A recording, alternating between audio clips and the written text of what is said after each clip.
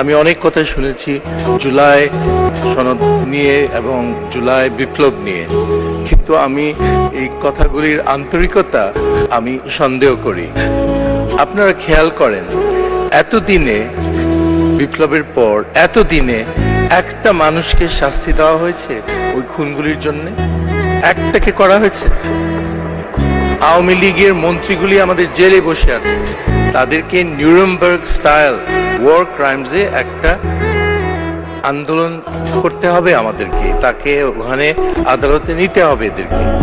তাদের কাউকে শাস্তি দিব না আমরা, তাহলে এটা কি ধরনের শ্রদ্ধা দেখাচ্ছি আমাদের জুলাই শহীদদের জন্য? আমাদের ৭১-এর শহীদ, আমাদের জুলাইয়ের শহীদ, তারা দুইজনই খুব উচ্চ মানের মানুষ ছিল।